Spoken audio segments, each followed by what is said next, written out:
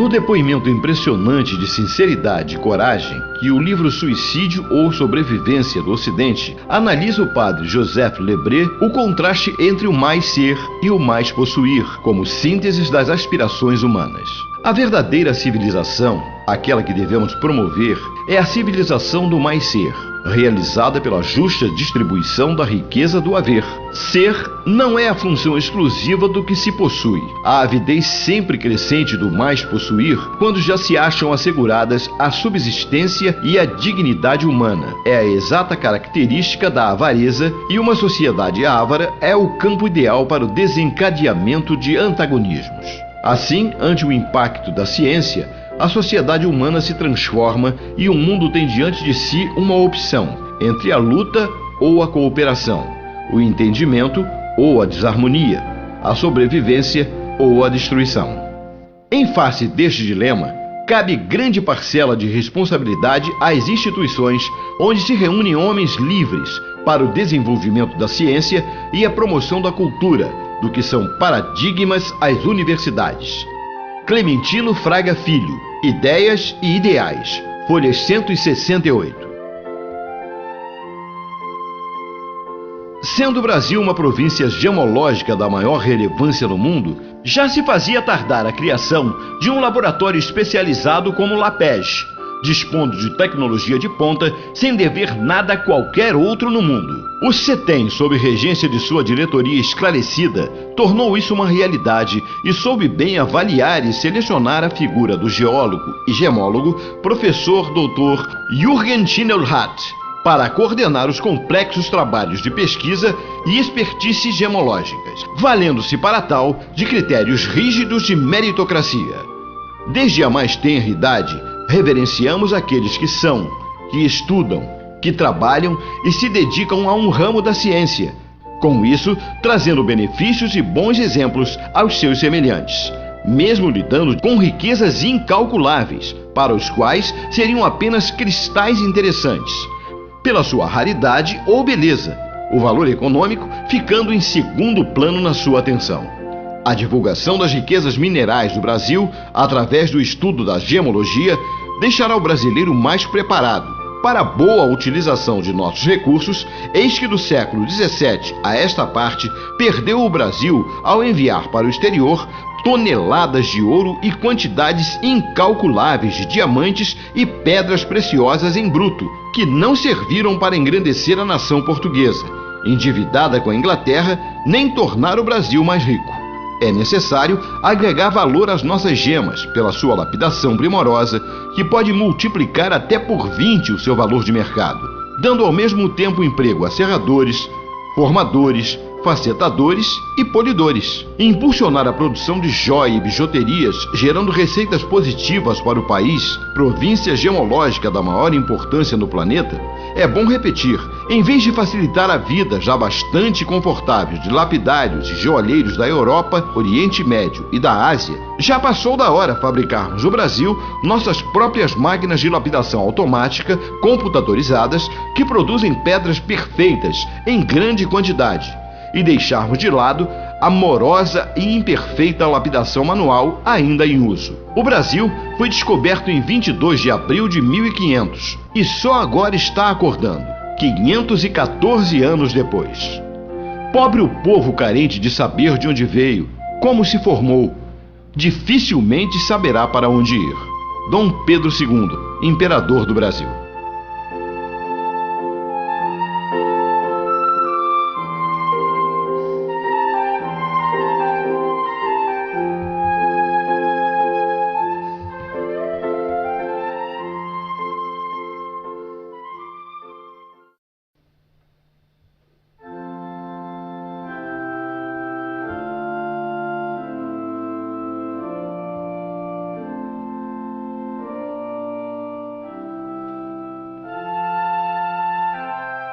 A história da mineração no Brasil como atividade socioeconômica começa no século XVII, com as expedições chamadas Entradas e Bandeiras, que vasculharam o interior do território em busca de metais valiosos, ouro, prata e cobre, e pedras preciosas, diamantes e esmeraldas.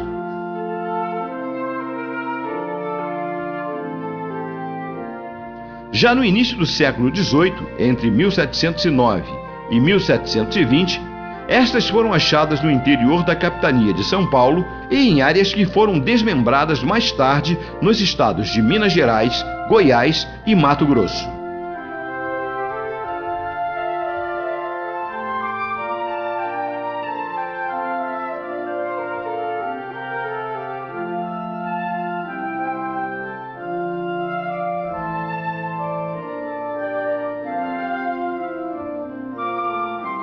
Assim, o eixo econômico e político deslocou-se para o centro-sul da colônia, e o Rio de Janeiro tornou-se sede administrativa, além de porto, por onde se escoavam as riquezas e onde aportavam os navios vindos da Europa, trazendo os produtos manufaturados e os funcionários da coroa, encarregados de cobrar os impostos. Para fugir desta cobrança, o contrabando aumentou imensamente e a administração portuguesa criou as estradas reais, únicos caminhos legais para a circulação das riquezas, com as famosas contagens, registros e etc.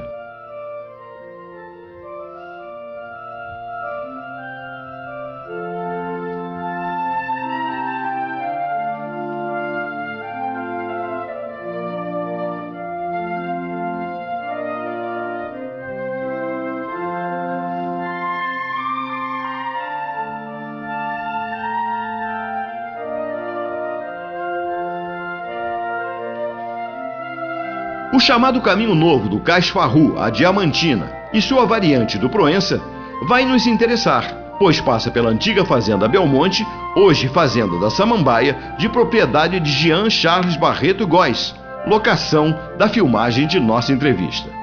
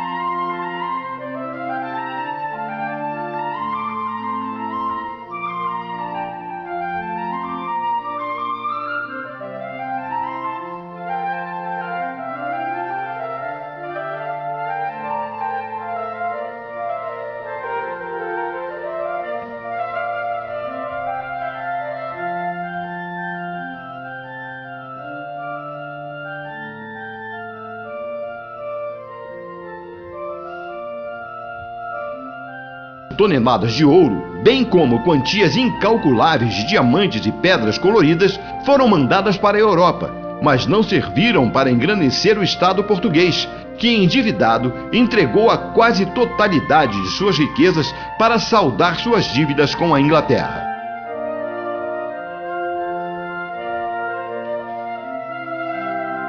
Havia também falta de critério e técnica na extração do material de valor gemológico, bem como em serrar, formatar, facetar e polir, o que diminuía o valor da gema no mercado. Era um enorme desperdício.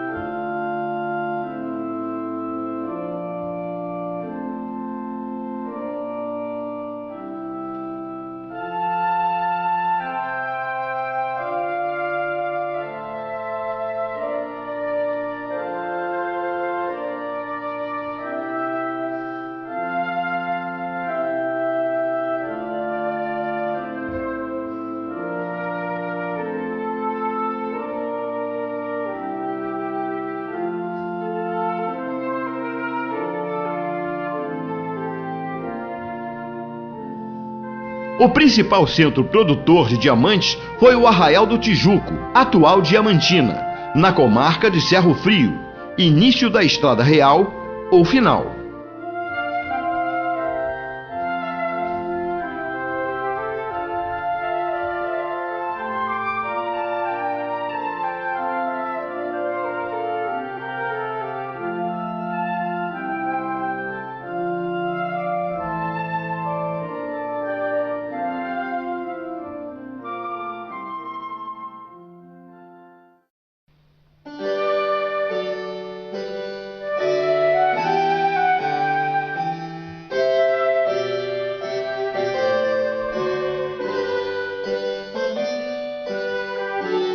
Já se fazia tardar a criação de um laboratório especializado como o LAPEG, dispondo de tecnologia de ponta sem dever nada a qualquer outro do planeta. O CETEM, sob regência de sua diretoria esclarecida, tornou isso uma realidade e soube bem avaliar e selecionar a figura do geólogo e gemólogo professor Dr. Jürgen Schindelhardt, para coordenar os complexos trabalhos de pesquisa e expertises gemológicas, valendo-se para tal de critérios rígidos de meritocracia. Mas isso só aconteceu 514 anos após o descobrimento do Brasil.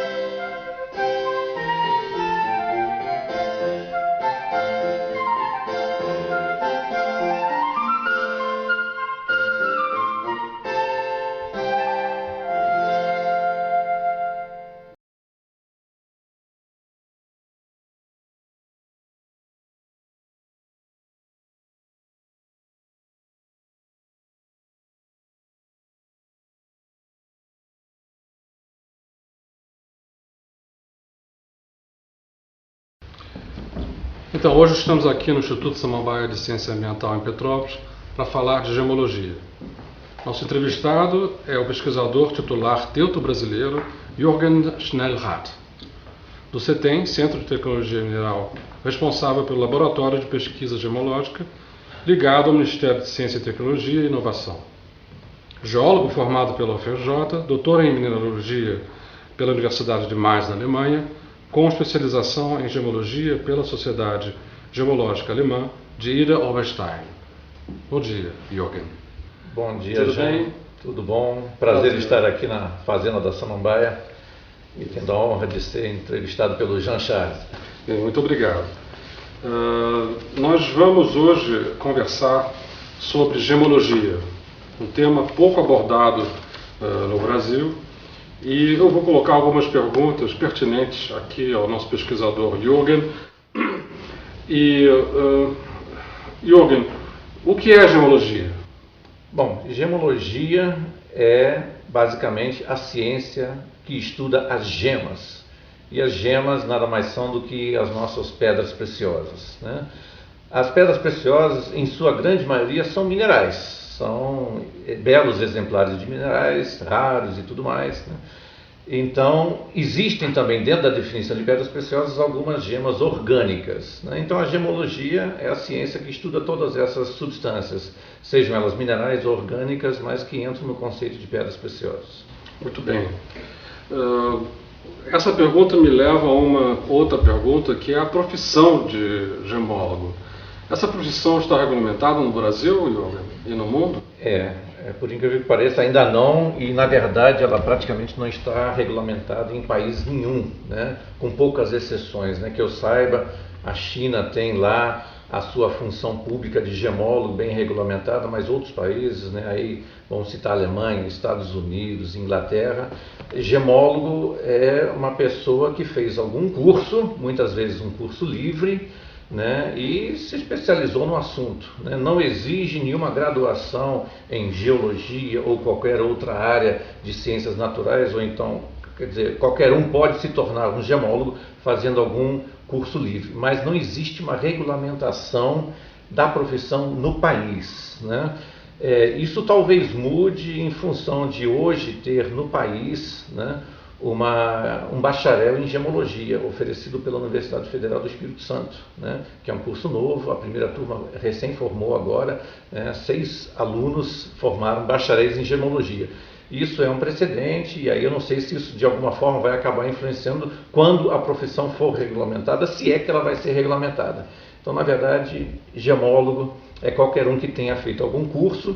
E óbvio que o gemólogo vai ser tão mais respeitado quanto melhor as suas credenciais. Então, se ele fez um curso no GIA, Gemological Institute of America, ou então em Ida Oberstein, né, são cursos que são muito reconhecidos pelo mercado, né? O importante é que o mercado de pedras e gemas e joias reconheça aquele curso como um curso de excelência. Então, se você fez esses cursos, né, e você completou, você graduou em gemologia, você pode se chamar gemólogo. Mas você também pode ser um gemólogo autodidata, nada impede, né? Você pode assinar e depois, se for o caso, você vai responder. Se você tiver cometido algum equívoco, você vai responder pelo laudo que você emitiu. Perfeito. Na verdade, você respondeu a pergunta que eu ia fazer. Como alguém se capacita em gemologia?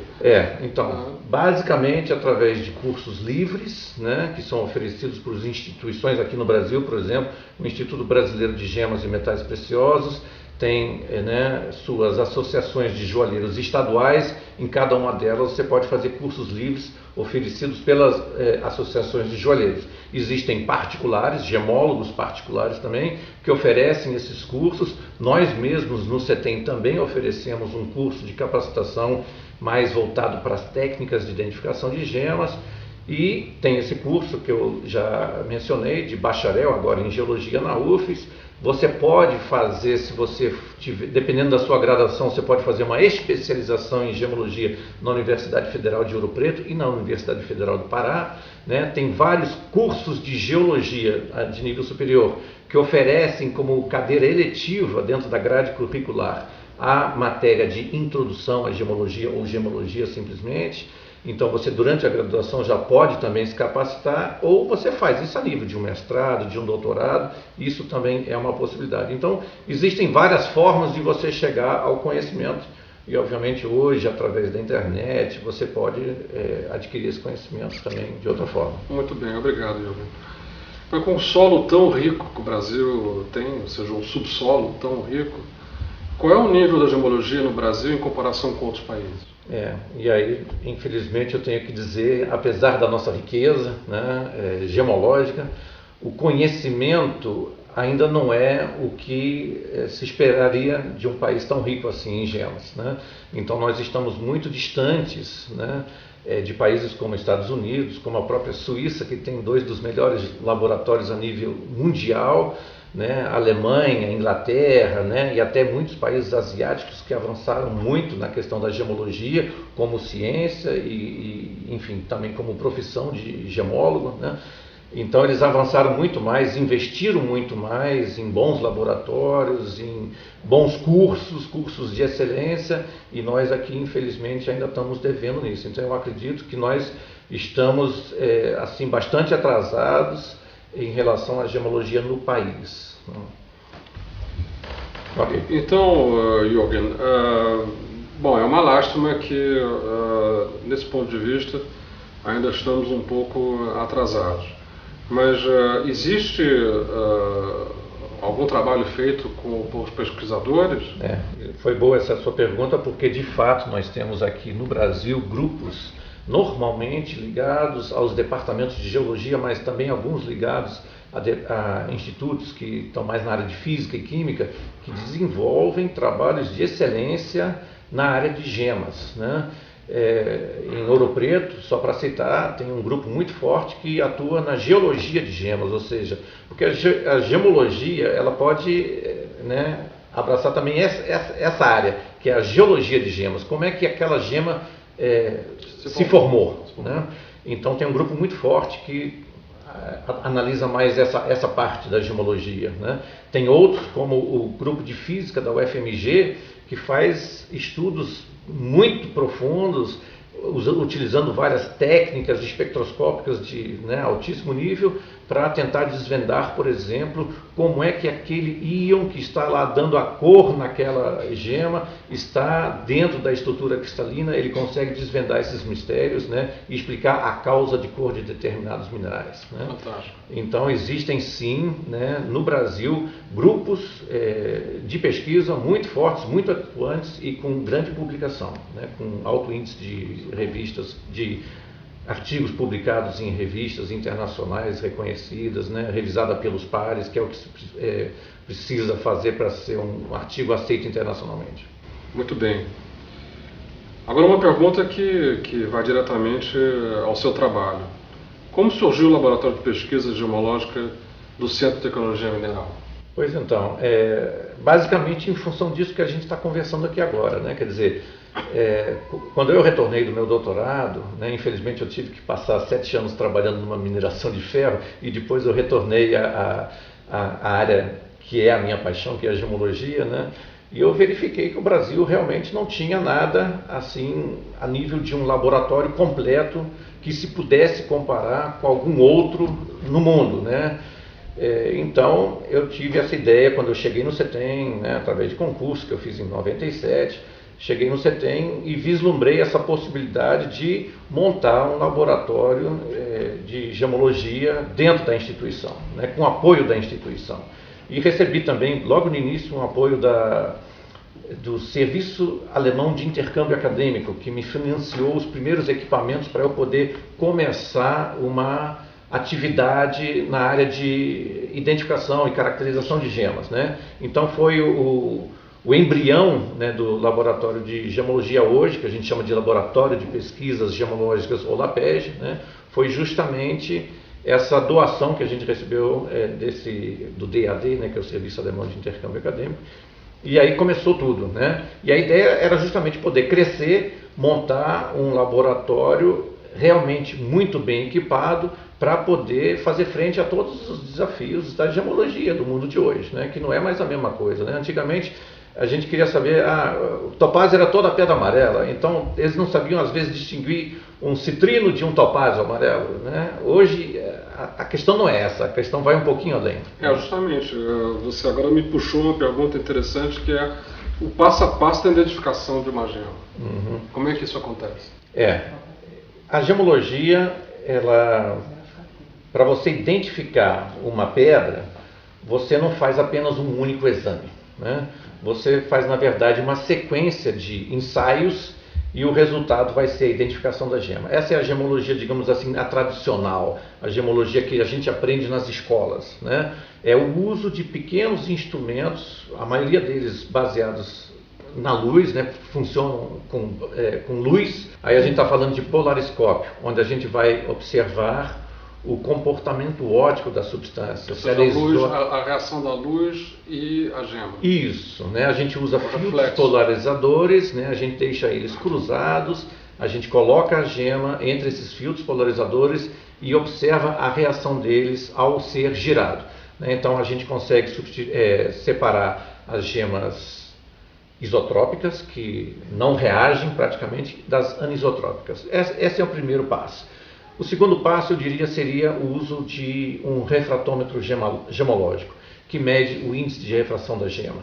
Então, cada mineral, cada variedade gemológica de um mineral possui os seus índices de refração, um único ou dois, enfim, é um pouquinho mais complexo do que isso, né? Mas você mede esses índices de refração, isso é já mais um dado. E aí você vai, por exemplo, para uma balança hidrostática, que é a sequência lógica, e você, através da medição do peso da pedra no ar e na água, você consegue, através de uma fórmula, calcular o peso específico, ou seja, a densidade dessa gema, né? Essas características somadas, você entra em tabelas gemológicas e, normalmente, com essas 3 informações, você consegue identificar o mineral. E aí, obviamente, né, se você der que o mineral é um berilo, dependendo da cor, você vai dizer, é verde? Então isso aqui é uma esmeralda, né? Então a identificação de uma gema não é apenas um único equipamento, é uma sequência de ensaios que você faz e você entra em tabelas que tem tudo isso tabelado e aí você vai verificando se ela se encaixa, inclusive, né? O próprio valor da pedra, então. Se a densidade é maior, o valor da pedra será maior. A densidade da pedra não tem a ver diretamente com o valor, né? É verdade que o diamante, por acaso, tem uma densidade maior e, como todos sabem, o diamante tem um valor muito alto, né? Mas não está diretamente ligado à densidade ao valor da pedra. Interessante isso. Muito bem, Jürgen. Quais são, na sua visão, os atuais desafios da gemologia? Pois então, como eu estava lhe falando, hoje identificar uma substância mineral, quer dizer, identificar um mineral e, consequentemente, a gema, não é um grande mistério, né? Você chegar à conclusão de que aquela pedra é uma esmeralda e não um vidro verde, é o beabá da gemologia, né? É o que todo mundo tem que saber fazer. Então isso aí hoje não é um desafio, já foi no passado. As pessoas não sabiam distinguir um rubi de um espinélio vermelho, né? Então hoje a questão já vai um pouquinho além disso. Então a identificação da substância em si não é o desafio. Acontece que hoje, com a evolução tecnológica, já é possível fazer gemas sintéticas, ou seja, são gemas criadas dentro de um laboratório, né? Então você tem hoje diamantes, esmeraldas, safiras, rubis, opalas, enfim, quartzos, tudo feito em laboratório, né? Então como é que eu vou separar uma pedra que tem as mesmas propriedades físicas, a mesma estrutura cristalina, ou seja, se eu usar esses equipamentos que eu acabei de mencionar, vai dar tudo igual, né? O comportamento no polariscópio vai ser o mesmo, os índices de refração vão ser muito semelhantes, a densidade vai ser muito semelhante, então como separar, né? Então isso já é um desafio, que eu ainda acredito ser menor do que um outro que nós temos também na gemologia, que é a questão dos tratamentos hoje aplicados às gemas, né? Porque tem muita gema que naturalmente não é tão bela assim, ou seja, lhe falta um pouquinho de transparência, às vezes a cor não é muito agradável, né? Então hoje, né, a gente consegue manipular essas características, né, através de técnicas de tratamento. E essa detecção dos tratamentos é que, para mim, é o atual desafio. E não é com esses equipamentos que a gente vai conseguir. Aí a gente já precisa de outros equipamentos mais avançados, para poder fazer essa separação. Então é a seguinte pergunta que eu ia colocar. Justamente, quais são essas técnicas avançadas? Pois então. E aí eu volto àquela outra pergunta que a gente já tinha iniciado: por que a gente fez o LAPEG, né? O Laboratório de Pesquisas Gemológicas do CETEM, né? A ideia não era fazer a gemologia básica, porque isso já é muito bem feito por outros laboratórios no Brasil. O IBGM tem uma rede de laboratórios, existem vários laboratórios particulares muito capacitados, vários departamentos de geologia que têm todas essas técnicas básicas à sua disposição. Então, o grande diferencial do Laboratório de Pesquisas Gemológicas é justamente que a gente resolveu tentar acompanhar a excelência que existem nos outros laboratórios de gemologia mundo afora, né? Então, eu tive, né, com o apoio da instituição, a sorte de poder conhecer os laboratórios do GIA, que é o Gemological Institute of America, na Alemanha, onde me formei, conheço, obviamente, a infraestrutura analítica dele. Visitei o laboratório em Basileia, que é também um de excelência, e em Lucerna, o Gubelin, que é outro laboratório muito bem conceituado. Fui na Antuérpia tentar ver alguma coisa, só que lá as coisas são um pouquinho mais fechadas, eu não consegui, né? Mas enfim, eu fiz toda uma busca por essas informações para ver quais são as técnicas que eles hoje empregam para poder fazer a caracterização e a detecção de tratamentos aplicados às gemas e de gemas sintéticas, né?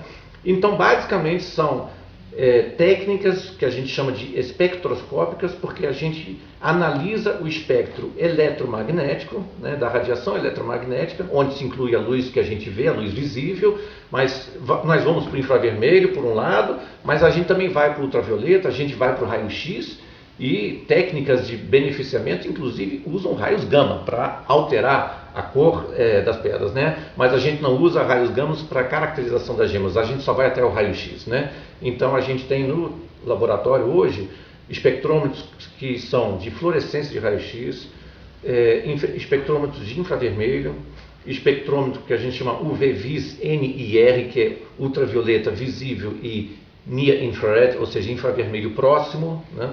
Nós temos espectrômetros de luminescência e temos também espectroscopia Raman, que também é uma espectroscopia vibracional, e o conjunto dessas técnicas permite, na maioria dos casos, você falar alguma coisa a respeito do tratamento. Houve tratamento nessa pedra ou não houve, tá? Mas eu não queria deixar de mencionar aqui um equipamento muito importante ainda, que às vezes passa desapercebido, que é o próprio microscópio gemológico, tá? Então eu acho que o microscópio gemológico é uma ferramenta extremamente poderosa para quem sabe o que está vendo, tá? Então, por exemplo, na questão da separação de gemas sintéticas e gemas naturais, né? As gemas naturais, elas nasceram no ambiente, digamos assim, sem controle humano, né? Então, é tudo muito ao acaso. É o que estava ali crescendo, está dentro da gema e de alguma forma você reconhece a natureza dentro da gema, dentro da pedra natural. Já a pedra sintética não, ela foi criada regulando temperatura, regulando pressão, se for o caso, regulando a alimentação dos corantes que você adiciona para ela. Não está na pauta, mas está me provocando uma curiosidade. Você está falando de pedras originais, onde nascem na natureza, são criadas naturalmente, e gemas sintéticas. Sim. Existe uma regulamentação para essa clonagem de pedras? Não, veja bem, a síntese de gemas e minerais é muito bem vista. Na verdade, ninguém começou a sintetizar os minerais por uma questão de imitar as joias, por né? especulação. Mas por questões mesmo de tecnologia, né? A tecnologia hoje necessita de cristais perfeitos, é por isso que você faz a síntese. Então hoje, por exemplo, para diamante, 80% ou mais dos diamantes industriais hoje utilizados em brocas, né, para material, para perfuração, para serrar, é tudo diamante industrial, né? Claro. Então, a síntese surgiu por uma questão tecnológica e não para imitar as gemas.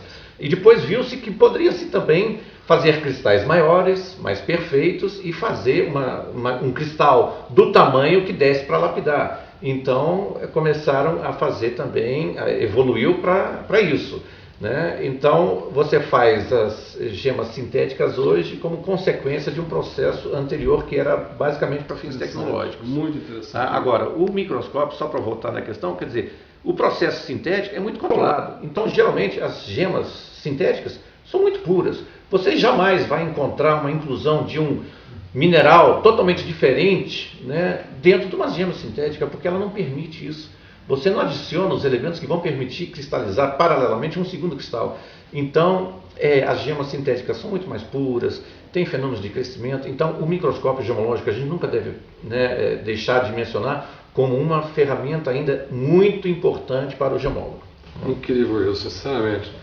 Mas então, qual é a importância dos laudos de autenticidade e graduação de gemas de cor e diamante para o mercado? É importante isso, falar nisso, porque, por exemplo, hoje você praticamente não encontra, ou você não compra um bom diamante, digamos um diamante maiorzinho, 50 pontos ou para cima, que não vem acompanhado de um laudo, né? Então hoje já se tornou uma prática comum, quando você vai comprar um diamante grande para botar num solitário, né, ou algum maior que 1 quilate, que já é raridade, né, você não compra ele sem um laudo de graduação. Certificado de autenticidade. Não só isso. No caso do diamante, ele vai te atestar a cor, a pureza, a qualidade da lapidação, né, que envolve polimento, simetria, proporções, né, e obviamente o peso, né? Então essas 4 características elas estão dentro de um laudo de graduação para diamante, porque chegou-se num consenso internacionalmente de como se avalia um diamante. Já para as gemas de cor, a questão é mais de autenticidade, né? O laudo geralmente é um laudo de autenticidade. Poucos laboratórios fazem uma graduação de gemas de cor, porque não existe um consenso sobre qual é a melhor cor da esmeralda, qual é a melhor pureza, como eu classifico isso, tá? Então é um pouquinho mais complexo, né, a questão das gemas de cor, porque são muitas, né, e você teria que ter um padrão bem definido para cada uma delas, né? Então, no caso das gemas de cor, a questão do laudo dá maior credibilidade às transações entre as partes interessadas, né? Então, basicamente, é para dar maior credibilidade ao comércio, né? Hoje, por exemplo, o laboratório lá do CETEM, ele tem uma grande demanda por laudos de autenticidade de turmalinas Paraíba, né? A turmalina é uma pedra que tem um valor, digamos assim, mediano, né? Talvez uma boa turmalina no passado, né? Hoje ainda, né? Mas uma turmalina comum, verde ou azul, estaria na faixa aí dos $100 o quilate, $200, né? Uma turmalina Paraíba, que surgiu no final da década de 80 na Paraíba, por isso o nome, ela já é uma pedra que encantou todo mundo e chegou a ser cotada a $50 mil o quilate. Então vejam só a diferença, né? Então, você comprar uma turmalina azul ou verde, né, apenas e o cara te diz que é Paraíba e você compra aquilo sem um laudo, você está arriscando muito, né? Então hoje, né, já se tornou também um procedimento padrão no mercado. Toda turmalina Paraíba que é vendida por qualquer joalheria aqui no Rio de Janeiro ou em outro estado no país e também lá fora, é acompanhado de um laudo. Quer dizer que se eu tiver aqui uma pedra, uma gema, que eu não tenho um laudo, que eu não sei exatamente o que ela representa, eu posso ir até o CETEM e solicitar a perícia, da qual vocês a gente emite um laudo. Isso. A gente, na verdade, como instituição pública que somos também, nós fazemos atendimentos com laudos verbais até gratuitos, né? Dentro de uma certa razoabilidade, né? Mas quando a pessoa quer vender e detectou que é uma turmalina Paraíba pela presença de cobre, que é o que define a turmalina Paraíba, né? Então a gente pode emitir um laudo e aí obviamente cobra uma pequena taxa por isso. Perfeito.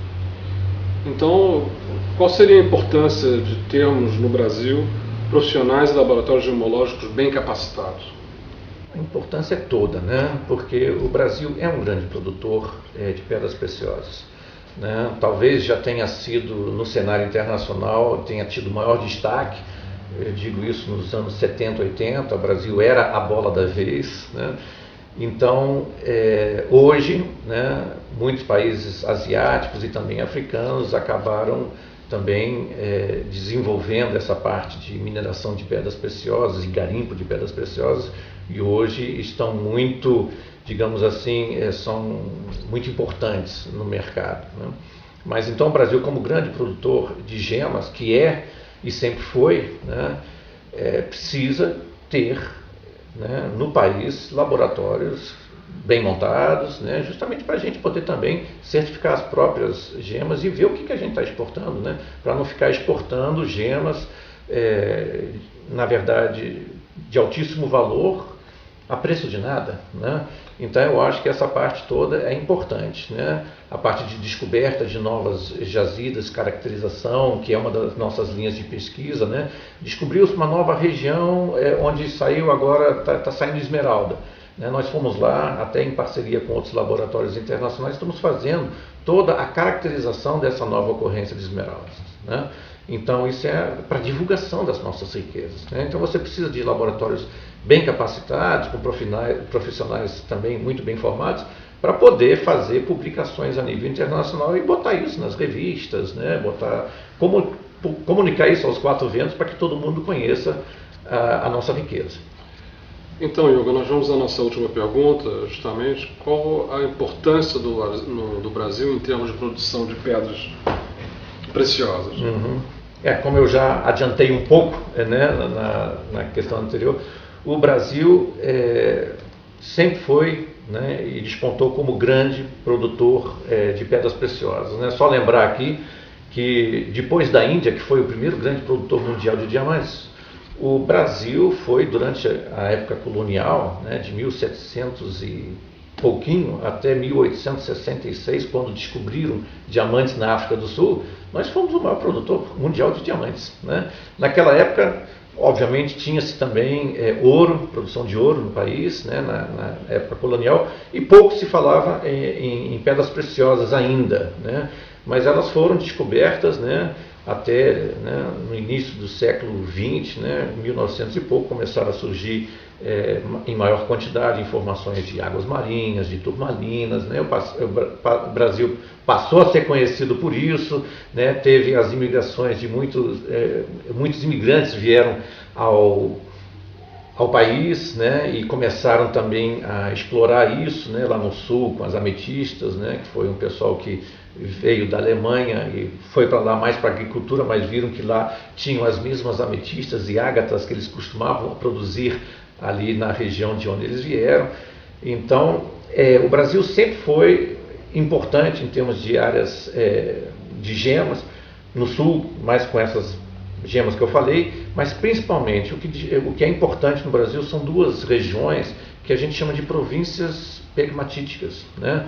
O Brasil todo é considerado uma grande província gemológica, né? Mas isso é subdividido. Nós temos uma província pegmatítica que a gente chama de província pegmatítica oriental, que pega toda aquela faixa que começa lá desde o Espírito Santo, o nordeste de Minas Gerais, o sul da Bahia.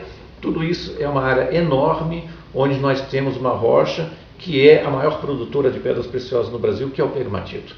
Então, na verdade, é como se fosse uma grande região, e você tem dentro dessa região os diversos pegmatitos produtores de pedras preciosas, como água marinha, topázios, águas marinhas, né?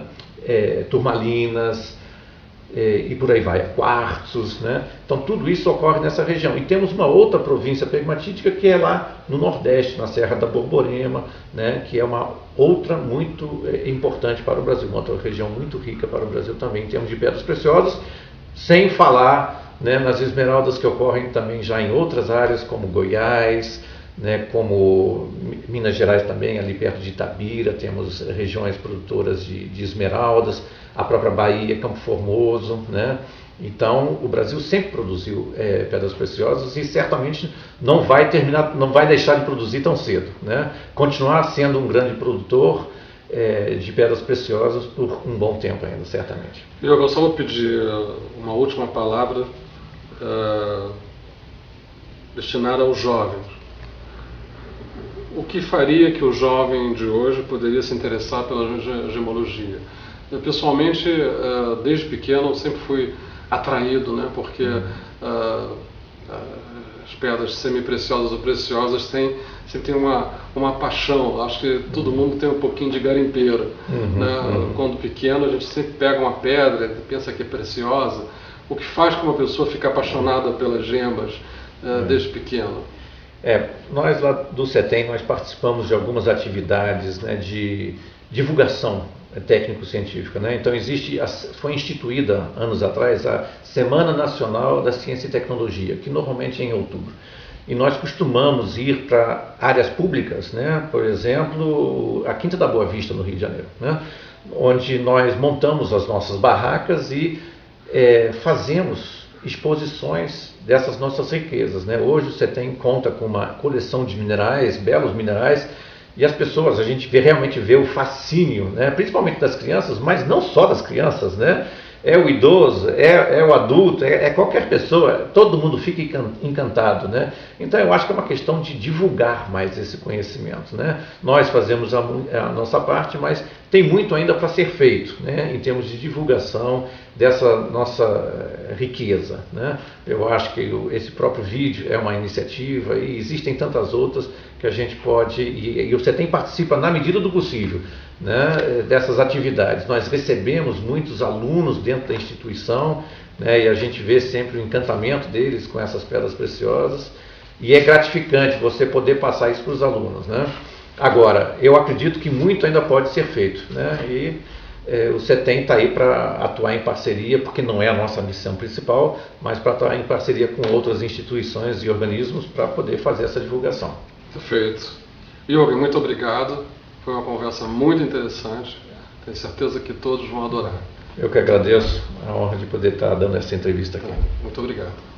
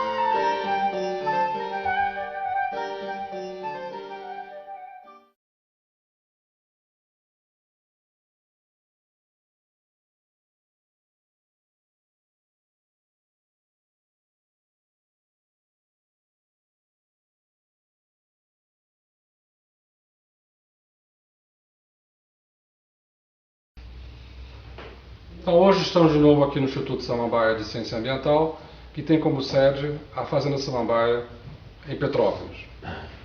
O nosso assunto de hoje é geologia e gemologia. Nosso convidado é o professor José Humberto Yudice, professor universitário formado em História Natural pela antiga UEG, Universidade do Estado da Guanabara, atual UERJ, com mestrado em Ciências em Gemologia pela UFRJ, cujo currículo está disponível na plataforma Lattes. Profissional autônomo, atuando hoje em consultoria em gemologia. Bom dia, professor. Bom dia, Xanxá. Bem-vindo aqui no Instituto Samambaia. Muito obrigado, satisfação é minha. Nós estamos aqui hoje para falar de um tema raro, como as próprias gemas e pedras o são.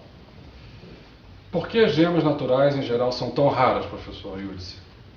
Essa é uma boa pergunta. Basicamente, eu colocaria caras.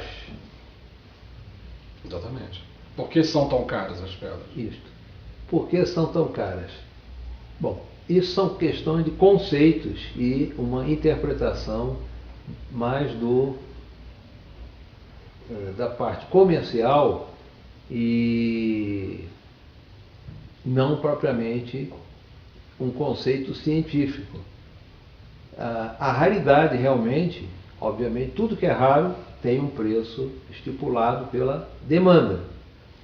Então, há um fenômeno no momento muito interessante que é realmente produtos e imitação que satisfazem, vamos dizer, a parte comercial de um público bastante grande e as raridades, ou seja, as gemas mais raras, são então reservadas pelo poder econômico a quê? A quem pode deter o poder de compra. E a pureza? Explique para mim como é que Perfeitamente. você... O conceito de raridade está exatamente na questão da pureza, da concentração de cor, na tipo de lapidação, ou seja, a qualidade da lapidação, a sua simetria, não é?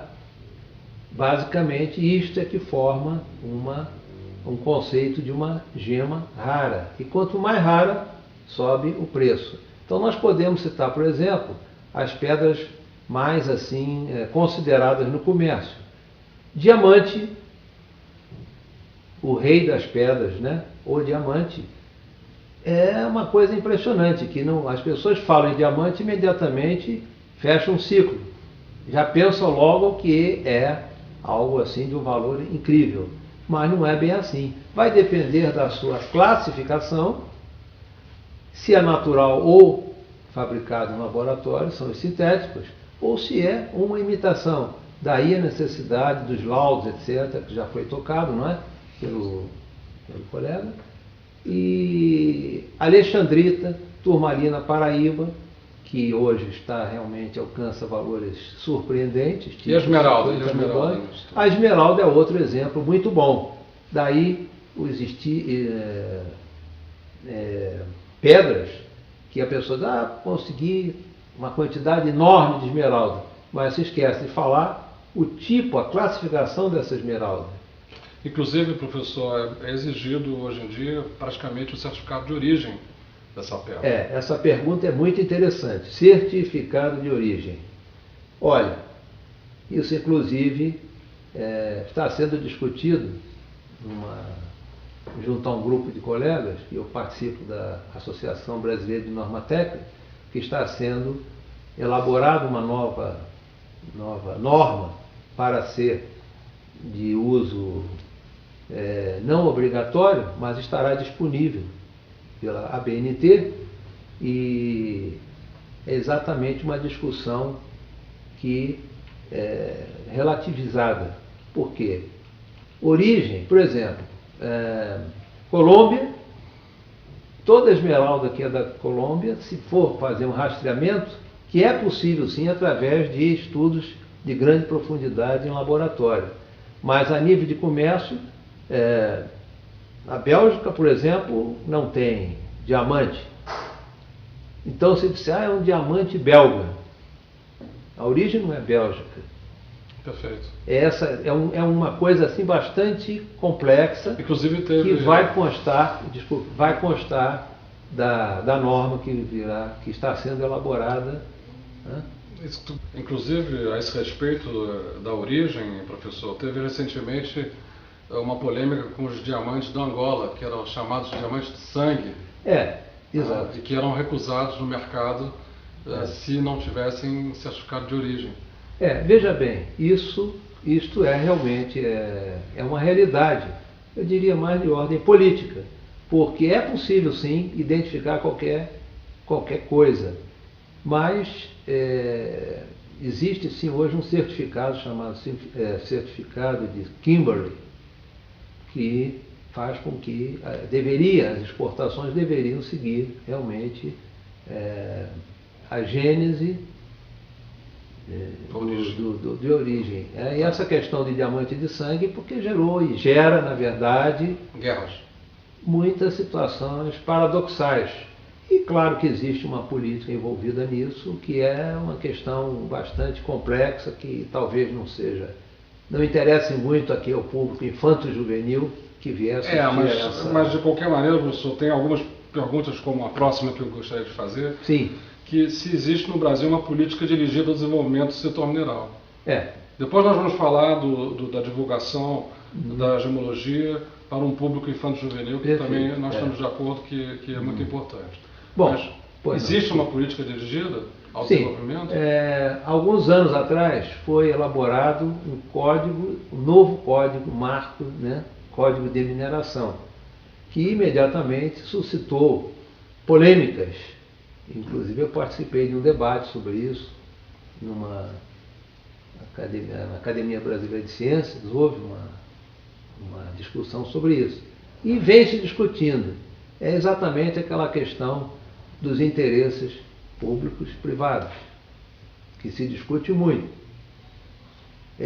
Hoje, um meio termo parece que seria interessante a participação público-privada, não é? Mas há tendências de só o privado ser melhor que o público, outros acham que o público é melhor que o privado, e as discussões estão em toda a área mineral. Então, o Código de Mineração está realmente ainda sobre impacto para ser resolvido, né? Agora, existem sim órgãos que se preocupam com a política Seria mineral. a minha pergunta, quais são as entidades justamente envolvidas no setor?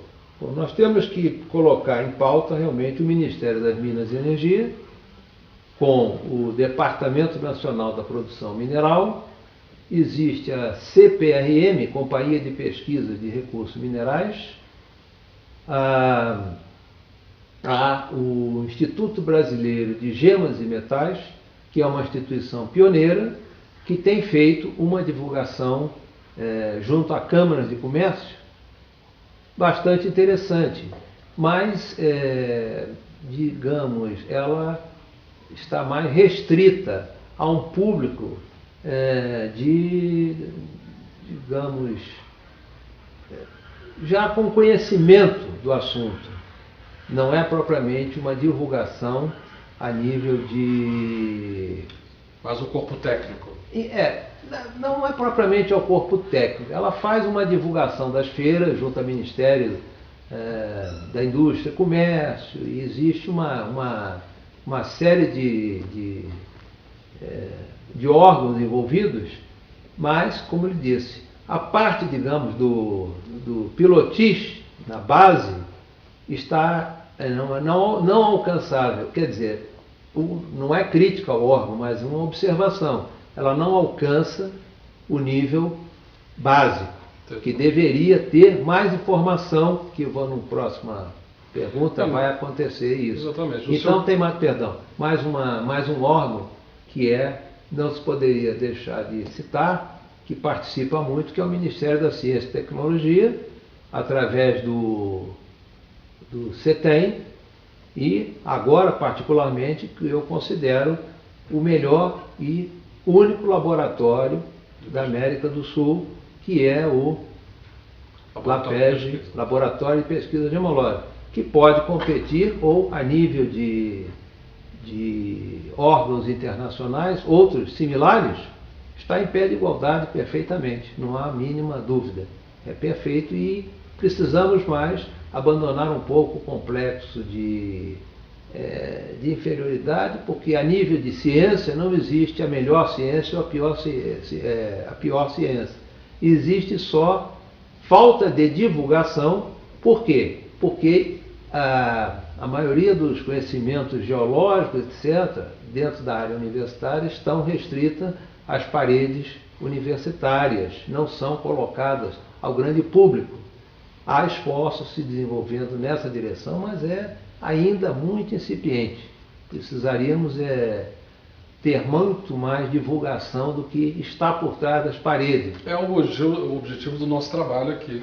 Né? Perfeito. É a divulgação. E eu me titulo um profissional divulgador da ciência gemológica e faço umas pesquisas também, mas o meu foco maior é realmente a divulgação científica. Daí querer colocar um curso ensino à distância, que é um curso livre, que já está sendo trabalhado. Eu acho que deveria investir mais na ciência, divulgação e uma interação entre... Então, professor, a pergunta aqui, que é uma pergunta bastante pertinente, é sobre quais seriam os fatores que ajudariam a otimização da relação oferta-procura e o crescimento desse setor. Bom, basicamente, investimento, boa vontade política e... Incentivos. Incentivos, exatamente, incentivos. Aí já entramos dentro de um grande problema da economia, do momento, etc., e uma série de variáveis aí que não é difícil de... Seria tanto da parte do setor público como do setor privado. Olha, o setor público está procurando, estabelece normas, etc., tal, mas não sei, não se chega a um acordo, vamos dizer, de atração desse capital para agregar valor. A palavra-chave é essa. Aqui, agregar valor. Por quê? Tem uma pergunta aí que vai ser colocada, que será a exportação. A exportação é uma coisa que não cria valor agregado, é uma coisa de momento. Então, como é que nós podemos fazer três coisas fundamentais? Sem ciência, tecnologia e inovação, não há o que fazer. O negócio é continuar exportando mesmo. Daí a importância desse trio: ciência, tecnologia e inovação tecnológica. E tecnologia? Os arranjos produtivos que são formados, que são muito importantes, eles não contemplam necessariamente a cadeia completa, que ainda se lapida, por exemplo, de uma maneira muito artesanal. Enquanto o indivíduo leva 1 hora para fazer, vamos dizer, transformar uma pedra, às vezes ele não é muito bom no ângulo reto e cria um quadrado de 5 lados. Desculpa a brincadeira, mas é isso aí. Não. É um quadrado de 5 lados que significa um péssimo acabamento daquela obra. Sim. E isso realmente faz peso no produto final. Daí existem máquinas robotizadas, de comando numérico, que cospem, vamos dizer, pedras, literalmente, são 40, 50, 60 pedras por hora. E há países que produzem. É só uma questão de boa vontade de implantar núcleos com esse maquinário de última geração. Como existe para análise, identificação e classificação, que consta dos laboratórios de porte, como foi citado já, a máquina também poderia acompanhar, saber o investimento, o investidor, quem, quando e onde.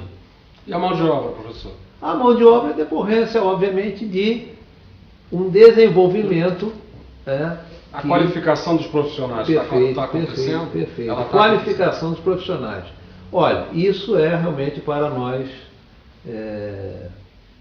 nos regozijarmos, que é a inauguração do primeiro curso de bacharelado no Brasil, que foi feito pela Universidade Federal do Espírito Santo.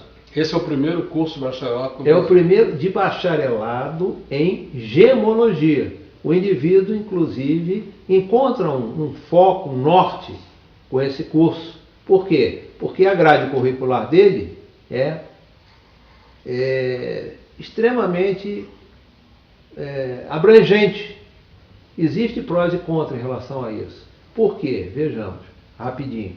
As faculdades de geologia, que seriam a segunda opção para formar gemólogos, existem e dão exatamente o quê? A oportunidade via cursos de mestrado e doutorado com indivíduos advindos do curso de geologia. Eles podem se tornar, então, geólogos, gemólogos. Mas a profissão é reconhecida? Ela é regulamentada? Exatamente, a profissão ainda não está reconhecida. Talvez através de um bacharelado, pode vir a ser, que já está inclusive em discussão na Câmara, né, dos Deputados, sugerindo a necessidade da regulamentação do curso de arqueologia, por exemplo, arqueologia, que é de alguma forma ligada às geociências, história, que tem a ver também, é um misto, precisa de geociência. Na verdade, ela está todo um emaranhado de outras disciplinas. Né? Então é uma questão política. Nesse momento, seria uma vontade política para reconhecer a profissão de geólogo. Eu diria que é possível, sim, mas são tantas variáveis, porque se nós resumirmos nessa pergunta, cursos, digamos, via bacharelado, excelente. Cursos de geólogo com mestrado e doutorado e cursos livres. Esses cursos são importantes também. Seria 80% a 90% dos gemólogos existentes, talvez, no mundo. Não há necessidade, digamos, de fazer um vestibular, por exemplo, para entrar. Os cursos EAD, por exemplo, ensino à distância, formam especialização. O indivíduo pode realmente tornar-se um especialista fazendo um curso desse, que não tem problema nenhum. Então, vários países oferecem, a maioria dos países oferecem esses cursos, ensino à distância e curso de especialização. Agora, um tema que eu sei que o professor gosta muito, que seria a divulgação das gemas brasileiras, tanto ao nível nacional e internacional, e que atinge um público infanto-juvenil. Perfeitamente. Como já tinha sido citado, o IBGM é um grande divulgador a um público selecionado. Qual seria a ideia? Qual seria a essência para atingir esse público? Olha, eu diria que isso teria que se formar basicamente a nível do professorado, professores, preferencialmente de ciências, introduzir dentro do currículo, não é? Até a 8ª série, no 2º grau também, tomar a gemologia como um foco, não só gemologia, mas recursos minerais brasileiros, e entre esses as gemas, mas a nível de que, como professor de ciência, começasse a entender que aquele garoto com muito boa vontade, professora, eu achei uma pedrinha. É que se você não instiga o interesse... Em outras palavras, a pedrinha pode ser um carboninho de dureza 10, qualidade excepcional, ou pode ser um pedaço de basalto, tudo pode ser qualquer coisa. O mesmo título que tem curso de geografia, que tem recursos hídricos. Exato, é mais ou menos isso. Ela deveria ser implantada, sim, a nível de 2º grau, para alunos, ao menos para eles saírem com conhecimento de recursos minerais elementares. Há profissionais que já elaboraram livros, como, por exemplo, Mineralogia para Crianças. E ele está, inclusive, fazendo, esse profissional do sul do Brasil, está fazendo um trabalho que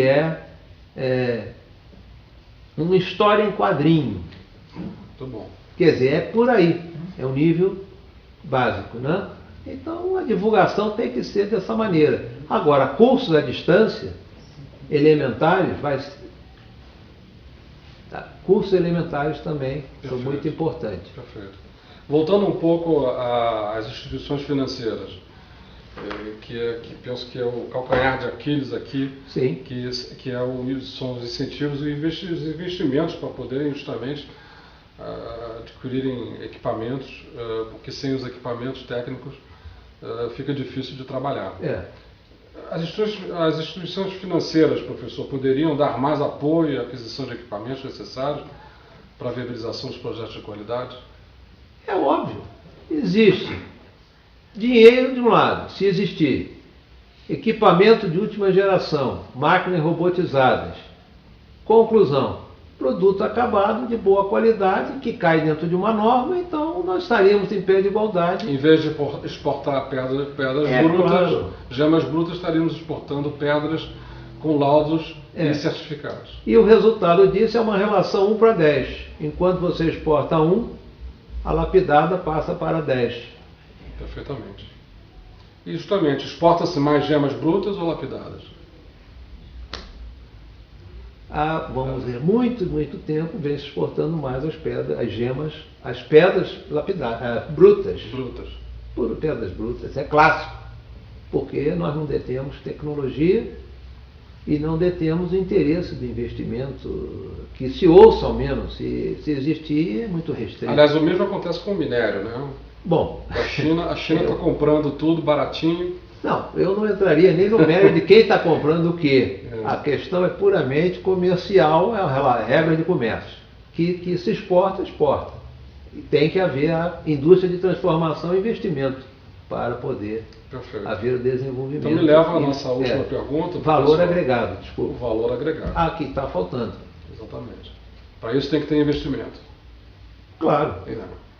E formar os técnicos para poder... Formar técnico, como ele disse, já foi anteriormente falado, Universidade do Espírito Santo está formando bacharéis e as universidades também e outras escolas vêm fazendo um bom trabalho e vamos aguardar esse crescimento. Então, me leva à última pergunta, que seria: como está o desempenho do Brasil no mercado internacional de pedras preciosas, professor?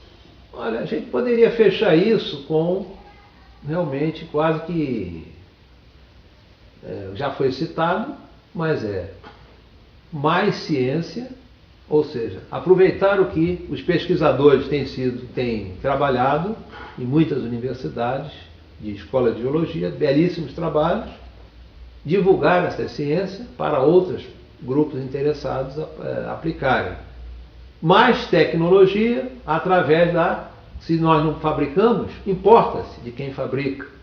Equipamentos mecanizados, automatizados, robotizados, de grande produtividade por tempo. E criação de mão de obra, que está, vamos dizer, ainda dentro de um nível muito elementar, é inovação. Espera-se que venham novos equipamentos, já existe. Eu penso que o professor disse uma coisa importante, que seria a valorização também da profissão. A valorização da profissão vai acontecer quando houver maior divulgação. Me faz lembrar, professor, uma situação que ocorreu depois da Segunda Guerra Mundial na França. O general Charles de Gaulle, imagine naquela época, a Europa totalmente destruída, com a economia a zero, e o general Charles de Gaulle fez um discurso para promover os chefes de cozinha. Os chefes de cozinha, a partir dessa data, viraram embaixadores da França. O resultado ainda se vê hoje, né? Ou seja, a França é o país da gastronomia, melhores vinhos, mas foi necessário a decisão política do presidente da República para valorizar a profissão de cozinheiro. Então é um pouco isso para terminar essa nota da gastronomia. É parecido com isso. Nós vamos agora almoçar aqui na fazenda com o almoço delicioso. Excelente. Belíssimo. Mas então, uma belíssima isso. Muito obrigado, conclusão. Professor, pela sua contribuição. Eu que agradeço a oportunidade e espero que isso sirva como um embasamento para essas ideias serem desenvolvidas e aplicadas. Muito obrigado. Obrigado. Professor.